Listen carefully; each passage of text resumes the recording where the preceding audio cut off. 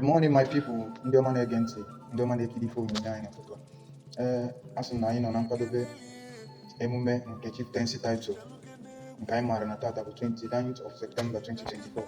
Ị na-anya gafụ na onye ọbụla akwadogo ma jikere ejije nye nwanne anyị nwoke ihe ego ya n'ọkwa na ezigbo mmadụ ka ọ bụ. Na odogwu a na-asị ya jide ka o ji bụ ihe na-eme ife dị mma, onye asị ya tọba ka o ji aji ife ka ọ na-eme. Ngwa ka anyị jee ruo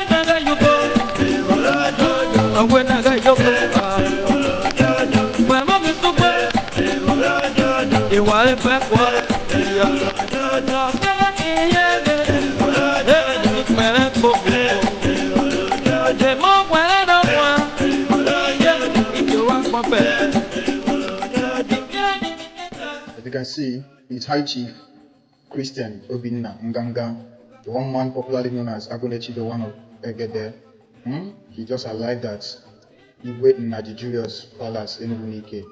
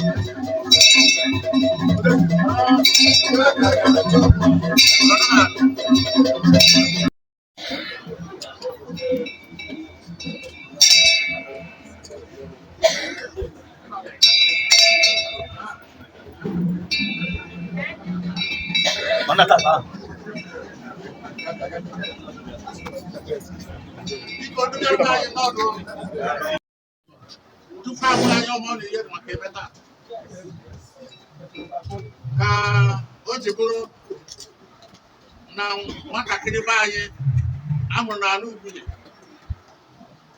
ya ka abịa n'ngurube onye isi Ugwunye ka na na-ekwu n'ike egede na afa then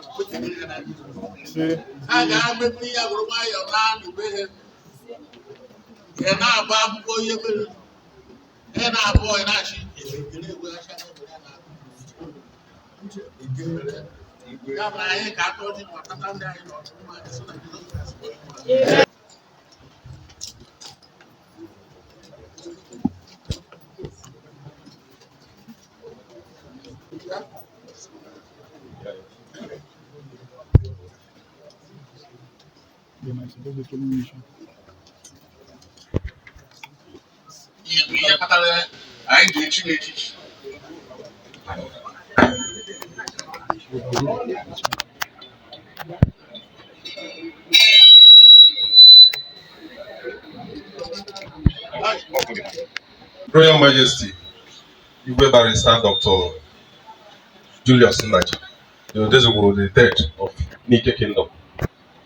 His Royal Majesty, Igwe Greg Ugwu, the Coordinator General, Ubunyeze Dike Township in Tiforo. Which will be commissioned today after this conferment. Our project is almost completed. All the nooks and corners, roads in Egede now have been lighted up, courtesy of his own benevolence. Thank you, sir. Secondly, High Chief Christian Obi Nangaga effected the payment of 4.2 million to restore electricity lights in Egede and Afa after about 3 years of darkness. Egede and Afa, we had only one feeder station.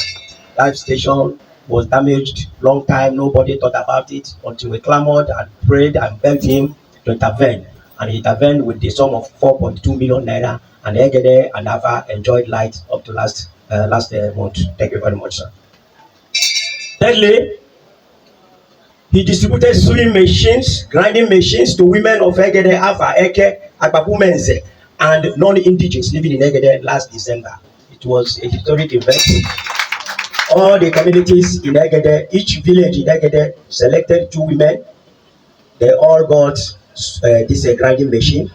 8 people got sewing machine. The same thing he displayed Afa, Eke, Afa, and other communities around that. So last year, thank you, Agnechi. 4, erection of security tower along Eke, Egede, Afa, Babumenze Road was done by High Chief Agnechi, one of Egede, to post security surveillance. If you apply in Egede, Eke, Afa Road, you will see the tower. He voluntarily, when the kidnappers were ravaging our places, there was no way of monitoring. He erected, used 4.something million naira to erect tower that security people can stay there and stay far. So it is to his credit. Thank you so much. 5. He hired bulldozer to clear bushes, streets, and along Eke Afa Road in an effort to improve security along the road. This singular effort attracted the attention of our distinguished Senator, Engineer Oscar Ngbu, the Minority Whip, Nigerian Senate, to provide another bulldozer to support him. Sponsorship of Free Drug Society in collaboration with National Drug Law Enforcement Agency, NDLA, twice in Egede has impacted positively on the youth of Egede against the use of hard drugs and drug abuse of any kind. Twice last year, he collaborated with NDLA to organize drug sensitization in Egede so that our youths will stop misbehaving with drug, and the result is very positive. There is no place now you can go to Egede and say you want to buy any hard drug, and all these things. You will not see it. So it is courtesy of Agnechi, one of them. Second, he sponsors football competition annually for talent discovery among youths and to boost patriotism, love, and unity among communities in Egede. Every year, an annual football competition, Agnechi Foundation organize a football competition among all the youths in where they have, village by village, community by community, get a champion. The first prize ranges from 1.2 million. And the other one follows. Continue Agnechi, one president. 8. High Chief Christian Obi Nanganga has awarded more than 70 indigenes of Egede with scholarship, starting from traditional WAEC to university studies at school and course of residence choices.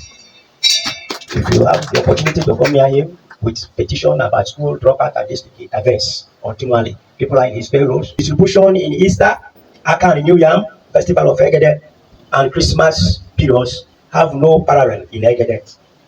Like on Friday, we can release one of our videos. You will see that from 4 o'clock in the morning, the whole of Egede people, young, old, all of them were at Agnechi's house. He was distributing yam, was giving them money to go and buy something. At the same time, children were going home with Indomie. Egede were there. There was no stampede. There was no crisis. Things went very well, and Egede is still grateful. And this he does 3 times in a year. He do it in Easter. He do it in Christmas. He do it in New Year's festival. So I'm very grateful to you. Then, he is a pillar to Christians and non-Christians in Egede. He has distinguished himself as a refuge of support to all that are in need of any kind. He's a refuge of support. He doesn't have, sometimes it's not archaic. Okay. He doesn't mind whether we are Christian or pagan. When you carry a case or problem or concern come to him or challenges, he will intervene immediately. In fact, today in Egede, there is no minute of time that he's around that we are not, adjudicating on certain cases in Egede. So he's a pillar. If he needs money, if it is something money can help, he will do it. If it is something advice can do, he will do it. So we are grateful for that. 11. His plan to repair some bad roads, portions of the Egede road, is just awaiting the rainy season to subside. Incidentally, those badly damaged portions have abated easy kidnapping along the road, and Chief Agnechi has taken note of it. Approval letter to that effect has been submitted by Yobuye Dedicated Towns Unity Forum and is being awaited from Ministry of Works and Infrastructure for approval. If you that our road is a very big concern to any government, talk less of an individual. We have enumerated at least 3 interventions. He has displayed in that road. But now, if not for the rainy season, he has volunteered to at least patch those roads, that part of the portions of the road that were bad, so that at least if you are accelerating at least speed of 50, 60, at least before somebody will come out and say, hold on. But when you are slowing down 1 minute, you spray that is easy. So Agnechi has empowered so many contemporary youths and adults with initial takeoff grants to start new and lucrative businesses. Some he gave truck, tipper, house, bus, keke, cash, among other numerous startups. That is his business. You don't need to tell him, just tell him what you want, how he can improve your life. There are people, if you come to his house, after his own house, the next house, you see what he has done for a neighbor, not even his own. That house worth more than 6 to 7 million. He did it on his own philanthropy to that guy. He does, many people, many of us here benefited from his legacies of a car. Ensure that the indigents live to harness great potentials God has endowed the world to him. So it's not only pregnant women, it's all these things. He gives help to who needs it. 15. High Chief Christian Nganga has got himself involved in peace building, settling disputes among individuals from Egede communities that trusted him on peaceful mediation and intervention for a lasting peace against external aggression that costed lives of both Egede individuals and Fulanis. He has been an interventionist in crisis management.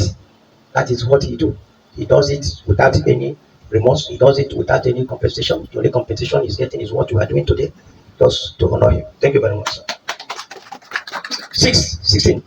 He has constantly embarked on road construction, rehabilitation within Egede communities to connect all the villages with it, just as he did, he's doing with lights. If you go to our village now, after this rainy season, you will never see any other way that this rainy season, before you can drive from here to here, you will enter home. There's no road. But when he let this period passes, he will bring bulldozer, start grading, making the road smooth. At least before Christmas, people now come home before Christmas, he will put bulldozer. All those places that the rain has destroyed, you put something there and you come home, enjoy your road, even though everybody pushing of motorcycles to use like security. Security is a paramount interest, and that is why I don't know whether he has told them that tomorrow the commissioner of police is recognizing you on that. So security has been a paramount concern for him. So this is the reason by tomorrow, with special due respect, he's going to get a very nice award from the Commissioner of Police in Enugu State, and we will enjoy him to receive that award for security. So he's a very security conscious person, and the government of Enugu has recognized it. Thank you very much. 18. Grand Patron of Uguye Ezedike Town Unity Forum, and through the association, he has rendered great assistance in covering criminality within Uguye Ezedike. This association just had less than 1 year. We didn't just early this year that we began. In fact, this association is registered with the Corporate Affairs Commission. All these are courtesy of Agnes Chiba. And it has been providing support in any form, in any way, that this organization, which is a unifying factor for Uguye and Ezedike and the other communities. Even Oshe is part of this organization, Otepoken is part of this organization. Thank you very much, sir. Finally, sir, he is a proud son of Egede Uguye, a successful businessman, philanthropist. He's happily married to his heartthrob, Chief Mrs. Harriet Nonyelem Nganga Lolo Usidieme. One of their children has a child, Osochubu. Okay, thank you very much. So, Igwe, that is Lolo Usidieme. You're welcome, madam. You're welcome. So, Igwe, I think with what I have read so far, you can now see there is even more for us to give him more than enough title. You can project him for CF Commander Kineko. So, sir, thank you so much for honoring us. Thank you so much, sir. Thank you. God bless you, sir. Thank you. Thank you for the job well done. Thank you for the job well done. Thank you, sir. Big enough, yeah. Obro na asị na a na-eme ọ bụrụ onye mere ụdị ihe na-abụ akụrụ egwusi n'azụ onye nke a na-agụ ya na-agụ ya ọ na-aga ọ na-atọ nna Chineke na-ekweghị ka iche nye nwere ihe a gụrụ n'akwụkwọ taa nye bụ ndị Katọlik jere ụka second reading na taa a na-ekwu na St. James siri ndị eze nka fada ịbụ onye nwere ọgaranya nwere ihe ọba ajọ ihe asịa mba na ka isi wee ihe ahụ ị nwetara Chineke nyere kedu ka isi wee mee ya ihe bụ iji die ijisie ya ike ịhụ onye agụ na-agụ n'ụzọ ịsha biko baịbaị ịhụ onye gba ọtọ ịsha biko baịbaị enwere ka ị mere ịkwụrụ onye chọrọ ka e nyere ya aka ka ọ baa uru enwere ihe i nwere ya ngasị ezinụlọ. That is him. He refused to see it happen in his presence. He wanted ya njidekwe nke e nwere ndị ọzọ nwere ike kpara echie ya ebe ọzọ mana ihe maara bụ na recognition of good job ị na-eme. E nwere ndị na-eme mana ha enwerete nke ya ka ị na-eme ide eme mkpọtụ ndị mmadụ bụ ihe ma na ị na-eme ya si ka ị mewe ya itosiri ya maka ihi ya e nwere studio ebe a ka a nọrọ anụ n'elu ya ị ga-anọrọ anụ n'elu ya anyị bịa buru okpu ịkwago n'afọ ebe ozugbo ihe ọzọ na-ehibe ya n'aka iji chekwa ihe niile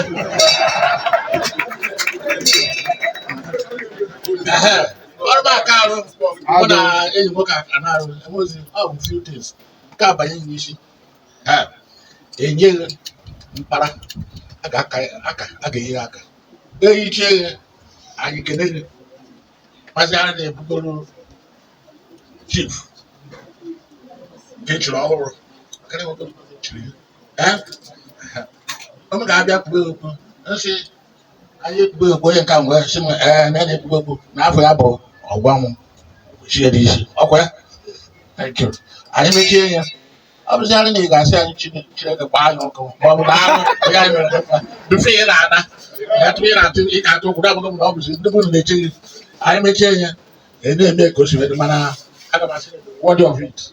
I am here. I process.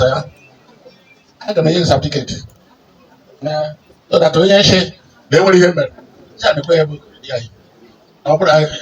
on. Now the first deputy chairman in the State Council of Traditional Rulers, Igwe Barrister Dr. Julius Nnaji. This is legal. Third of Nike. Don't believe you. You must have ticket to your side. Where? When you go to the no, bro.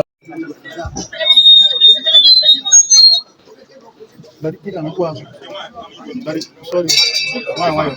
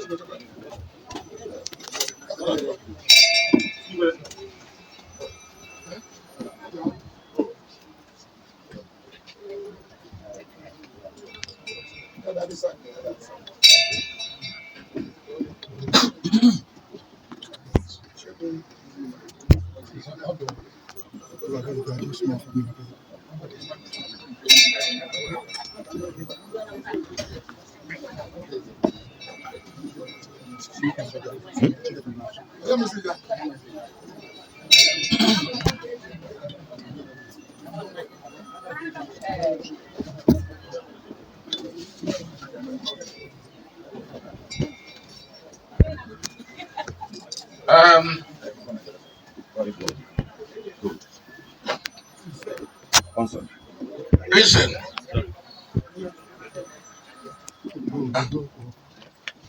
I am going to never have one this.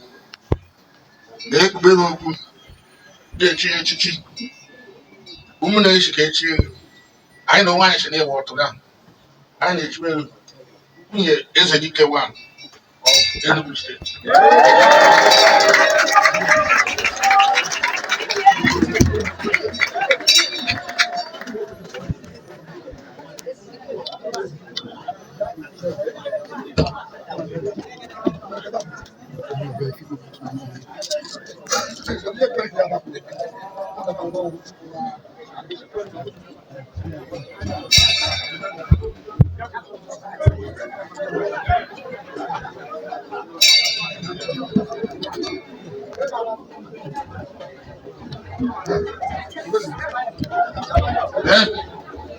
Para. Jide. Ya kije tu na aso kanye ni kuchira ngoso. Ndio. Aha. Ya wana so baro. Aha. Lawale. Ayo ya. Nkabo certificate ina ya ba ba because of the so now bro Upper government of Enugu State, the Emperor, the commissioner for chieftaincy matters, Maria Idebe. All the years here, then the men are so. Yabo, can you put on that? Anyway, that is in Judea.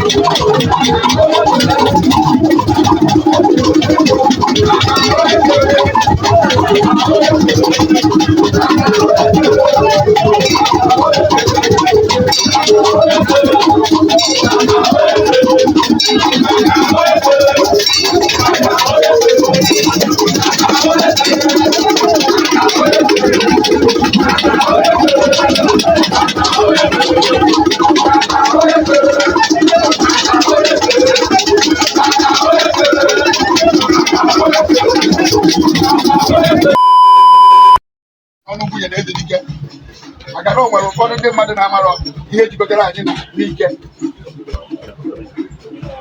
onye adịghị anyị na-akaba ahụ ka anyị kụziọrụ ụmụ anyị ka ha mara na ebe anyị bidoro n'ike ndị tinyechara aka ka ihe niile ahụ isi ị na-ekechapụ mụ na ụmụ m na-eme ezigbo ihe Chineke ga-enye aka ka ndị emete nke ndị na-eme na-aga n'ihu. Amen. Yes, sir. Yes, sir.